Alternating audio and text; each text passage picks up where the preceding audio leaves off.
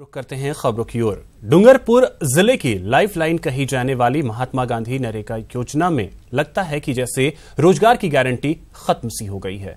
जिले की 10 पंचायत समितियों के हजारों श्रमिक पिछले 3 माह से अपनी मेहनत की गाढ़ी कमाई के भुगतान के लिए तरस रहे हैं। फंड ट्रांसफर ऑर्डर विभागीय वेबसाइट पर अपलोड करने के बाद भी बजट आवंटित नहीं होने से जिले के हजारों श्रमिकों को योजना के तहत श्रम मद का भुगतान नहीं हो पा रहा है। देखिए रिपोर्ट।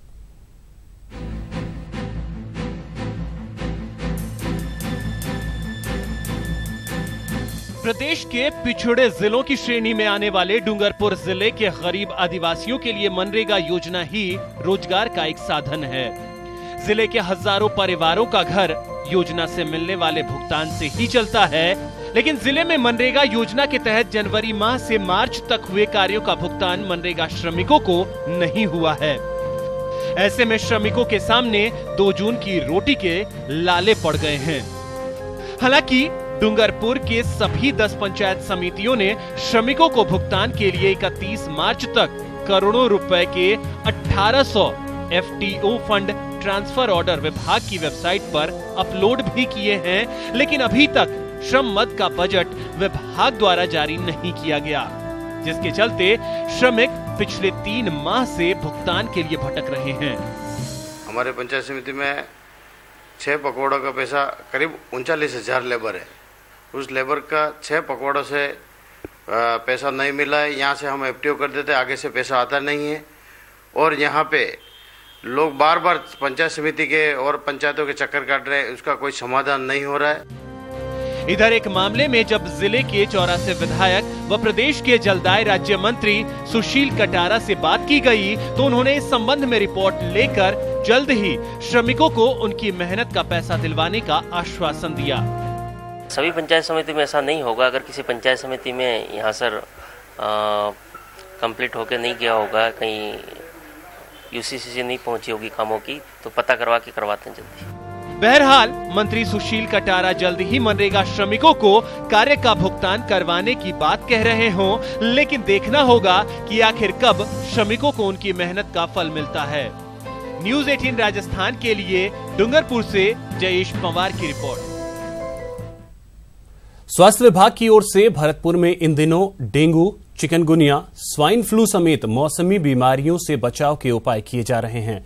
विभाग की ओर से गली मोहल्लों में रुके हुए पानी, गंदगी वाले क्षेत्रों में एंटी लार्वा का छिड़काव किया जा रहा है, लेकिन इन सब के बीच स्वास्थ्य विभाग अपने ही अस्पताल से बेखबर है। संभाग के सबसे बड़े RBM जिला अस्पताल में आइसोलेशन वार्ड के सामने एक गड्ढे में कई सालों से पानी भरा हुआ है, जिसमें मच्छर मक्खी पनप रहे हैं, लार्वा पैदा कर रहे हैं। रुके हुए पानी में पनप रहे मच्छरों की वजह से अस्पताल इलाज कराने आने वाले मरीज तो परेशान हैं ही, साथ ही इलाज कर रहे चिकित्सक भी इन मच्छरों से बीमार हो रहे हैं। कि जो अपनी मेडिकल हॉस्पिटल की कॉलेज की जो नई बिल्डिंग बन रही है, उसकी वजह से क्या है कि ड्रेनेज व्यवस्था है वो थोड़ी सी ध्वस्त हो गई है। तो उसके लिए हमने थोड़ा पानी निकासी का फिलहाल टेम्परेरी इंतजाम तो करवा दिया गया है। टाइम से ऐसा ही है और मच्छर है, गंदगी पनप रही है और कोई सफाई नहीं है, कुछ भी नहीं है। और यहाँ से मरीज भी परेशान है। पहले से ही मरीज परेशानी से आता है अपनी, जो भी उसकी तबीयत खराब होती है, और ये मच्छर भी इनका कारण ही है एक तरीके से। ये पानी भरा हुआ है और यहाँ में बहुत मच्छर पैदा हो गए और अंदर टिकने भी नहीं देते हैं, बहुत विशेष खाते हैं मच्छर। मच्छर परेशान है मच्छरों से।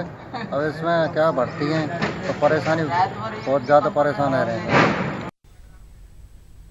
श्रीगंगानगर के Suratgarh super thermal power station में संकट बरकरार है, लेकिन जयपुर की ओर से इकाइयों से विद्युत उत्पादन पर लोड कम होने से कुछ राहत जरूर मिली है। भार संप्रेषण केंद्र जयपुर के निर्देशों पर सूरतगढ़ तापीय परियोजना की इकाइयों से क्षमता से कम उत्पादन लिया जा रहा है। वहीं रविवार रात को 2 कोयले की गाड़ी भी थर्मल पावर पहुंच चुकी है।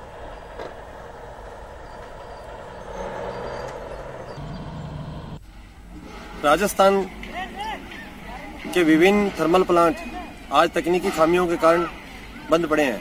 वहीं सूरतगढ़ थर्मल की 250 मेगावाट की 6 इकाई पूरी क्षमता से अधिक चलने योग्य है, लेकिन उत्पादन प्रशासन के कुप्रबंधन के कारण यहाँ कोयले की कमी से एक यूनिट बंद हो चुकी है और बाकी बंद होने के कगार पे है। मुख्यमंत्री वसुंधरा राजे के नागौर दौरे की तैयारियां पूरी कर ली गई हैं। डीडवाना में मंत्री यूनुस खान और जायल से विधायक मंजू बागमार के नेतृत्व में तैयारियां पूरी की गई हैं। जायल और डीडवाना में इंदिरा गांधी नहर परियोजना के तहत मीठा पानी पहुंचाने के करीब 3,000 करोड़ की लागत के प्रोजेक्ट के उद्घाटन होंगे। इसी के चलते यूनुस खान और विधायक मंजू बागमार दिन रात तैयारियों में जुटे हैं। सीएम राजे के इस दौरे ने नागौर जिले के लोगों की उम्मीदें बढ़ा दी हैं। मुख्यमंत्री वसुंधरा राजे 1 से 3 मई तक नागौर जिले के दौरे पर रहेंगी। मुख्यमंत्री राजे जायल में इंदिरा गांधी नहर परियोजना का लोकार्पण करेंगी। इसके साथ ही मुख्यमंत्री जायल में सर्किट हाउस और नवीन डामर ग्रामीण सड़क मार्गों का शिलान्यास करेंगी। जायल के राजकीय उच्च माध्यमिक विद्यालय में जनसभा भी होगी।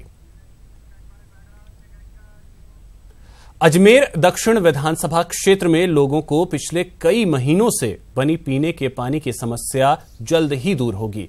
इसके लिए यहां लाइन डालने का काम शुरू हो चुका है। यह काम महिला एवं बाल विकास राज्य मंत्री अनीता भदेल ने शुरू करवाया है। मंत्री अनीता भदेल ने कहा कि सरकार की ओर से 10 दिन क्षेत्र के लोगों की समस्या को लेकर यहां का दौरा किया, जिसमें कई जगह लोगों ने अपनी समस्या से अवगत कराया। उसी को ध्यान में रखते हुए उनकी समस्या को खत्म करने उन्हें राहत दी जा रही है।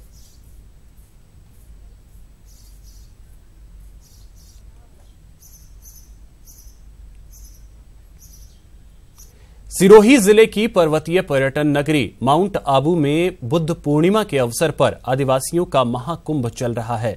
वहीं इस महाकुंभ में हादसों की संख्या में भी लगातार इजाफा हो रहा है। आज सुबह ही माउंट आबू पुलिस को सूचना मिली कि एक युवक घायल अवस्था में पड़ा है। घायल को माउंट आबू पुलिस अस्पताल में भर्ती कराया। लगातार हो रहे हादसों से प्रशासन और पुलिस परेशान है। पुलिस महाकुंभ की हर गतिविधि पर नजर जमाए हुए है। महाकुंभ के दौरान धारदार हथियार लेकर घूमने वाले लोगों पर भी पुलिस सख्ती से कार्रवाई कर रही है।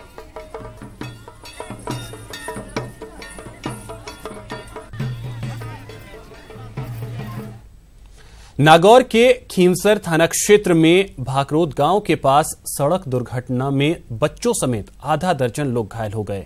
नागौर के रोहिणी निवासी एक परिवार के लोग जोधपुर में आयोजित शादी समारोह में भाग लेकर वापस गांव लौट रहे थे।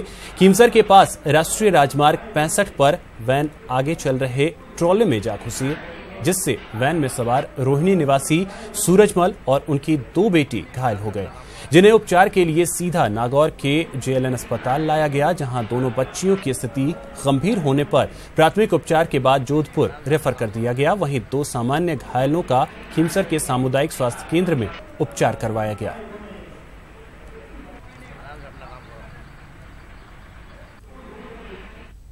सीकर के खंडेला थाना इलाके के वार्ड नंबर 14 में एक विवाहिता ने अपने कमरे में लगे पंखे में दुपट्टा फंदा लगाकर फांसी लगाकर आत्महत्या कर ली। मृतका के कमरे में पुलिस ने उसका मोबाइल और अन्य साक्ष्य एकत्रित किए। थानाधिकारी रामकिशोर ने बताया कि मृतका गुलफशा बानो की निकाह लगभग 8 माह पूर्व खंडेला के वार्ड नंबर 14 के निवासी शाहरुख के साथ हुई थी। पुलिस ने घटना की जानकारी मृतका के पीहर पक्ष को देने के बाद शव को खंडेला चिकित्सालय की मोर्चरी में रखवाया, जहां पीहर पक्ष के लोगों के आने के बाद मेडिकल बोर्ड द्वारा पोस्टमार्टम कराया जाएगा। कुरेशियान वार्ड नंबर 14 से एक महिला के द्वारा फांसी खाने का मामला सामने आया था। महिला के संबंध में पूछताछ की गई तो पता चला है कि इसका विवाह हुए अभी तक 11 माह हो गए हैं और फांसी के कारणों की संबंध में श्रीमान एसडीएम साहब द्वारा जांच की जा रही है तथा मेडिकल बोर्ड द्वारा मृतका का पोस्टमार्टम करवाया जा रहा है। रोडवेज के चालक बसों को किस कदर लापरवाही से चलाते हैं, इसका जीता जागता नमूना भरतपुर में एसपी कार्यालय के बाहर दिखाई दिया, जहां अगले सुबह रोडवेज बस के चालक ने सड़क पर लगे गार्डर बैरियर में इतनी जोरदार टक्कर मारी कि भारी भरकम बैरियर धराशायी हो गया। सुबह हुई इस घटना में 5 यात्रियों को हल्की फुल्की चोटें आई, लेकिन एक बड़ा हादसा होते होते टल गया। शहर में भारी वाहनों के प्रवेश पर रोक लगाने के उद्देश्य से कल ही एसपी ऑफिस के बाहर यह गार्डर बैरियर लगाया गया था। घटना की जानकारी मिलते ही मथुरा गेट थाना पुलिस भी मौके पर पहुंची और दुर्घटना में चोटिल हुए लोगों को आरबीएम अस्पताल पहुंचाया। हमें आगे तो इसका तो पता ही नहीं था, ये रात को लगी बताइए। जब टकराई, जब ब्रेक लगी तो टकराई। सिलोई तो थी साहब, इतनी तेज यहाँ चल कहाँ सकती है सिटी में, तो यहाँ इतनी स्पीड कहाँ चलाई था। टिकट बना के खड़ा हुए, जब तक माने कोई ध्यान ही नहीं दिया है, शाम को लगाए और फिर जो है इतनी देर में तो धड़ाक हो गई है। सवाई माधोपुर की दिल्ली मुंबई रेलवे लाइन पर मलारना स्टेशन के पास रेलवे ट्रैक पर एक महिला और पुरुष का शव मिला है। घटना की जानकारी मिलते ही मौके पर जीआरपी और मलारना डूंगर पुलिस ने जांच शुरू कर दी है। पुलिस ने दोनों शवों को गंगापुर सिटी स्थित सामान्य चिकित्सालय की मॉर्चरी में रखवा दिया। जीआरपी के अनुसार महिला और पुरुष दोनों की मौत ट्रेन की चपेट में आने से हुई है। मृतकों की फिलहाल शिनाख्त नहीं हो पाई है। मृतकों की उम्र करीब 30 से 35 साल की है।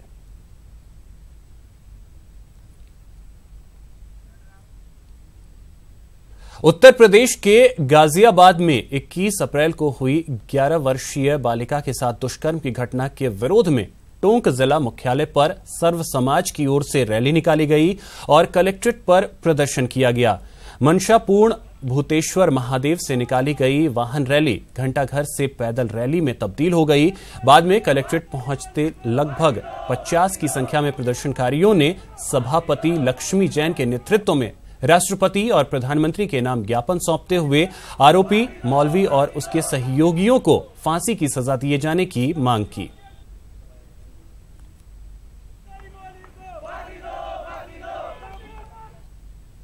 श्रीगंगानगर जिले के सूरतगढ़ में स्थापित दूसरे जवाहर नवोदय विद्यालय में हर्षोल्लास के साथ वार्षिक उत्सव समारोह मनाया गया।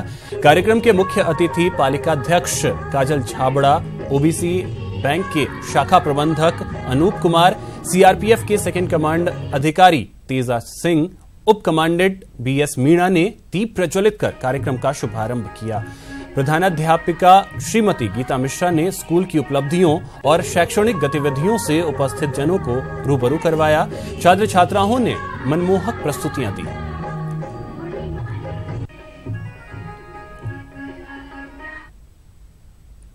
तीर्थ नगरी पुष्कर वैशाखी पूर्णिमा के मौके पर लाखों की संख्या में श्रद्धालु पवित्र सरोवर में आस्था की डुबकी लगाते नजर आए।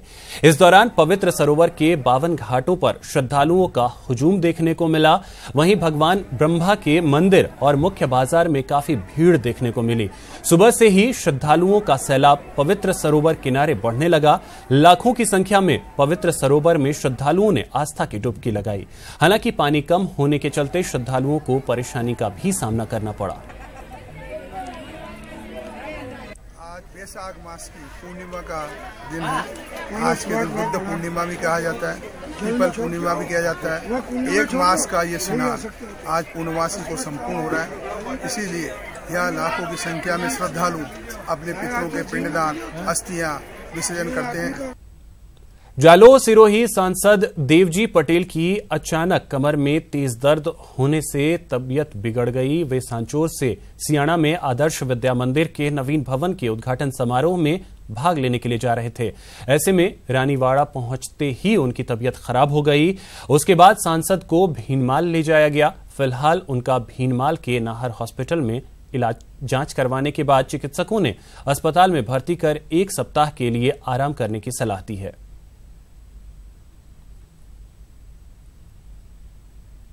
धौलपुर में डे नाइट चल रही राजस्थान राज्य स्तरीय सब जूनियर खो खो चैंपियनशिप प्रतियोगिता का भव्य समापन स्थानीय इंदिरा गांधी स्टेडियम में हुआ। जिला खो खो संघ के अध्यक्ष एवं आयोजन सचिव केशव सिंह राणा ने बताया कि समापन समारोह में अतिथि के रूप में doctor Sitaram Bansal, doctor Anil Bansal, doctor Asgar Ali, K Garg रहे। सभी अतिथियों का स्वागत आयोजन सचिव केशव सिंह राणा एवं विक्रम सिंह राजौरिया ने किया। लड़कों में जयपुर ने बाजी मारी तो बालिका वर्ग में भीलवाड़ा विजेता बना। कार्यक्रम में विजेता उपविजेता टीमों को पुरस्कार देकर सम्मानित किया गया। राजस्थान खो खो एसोसिएशन की तरफ से, धौलपुर खो खो एसोसिएशन की तरफ से 29वीं जिला स्तरीय खो खो प्रतियोगिता का समापन समारोह आयोजित किया गया।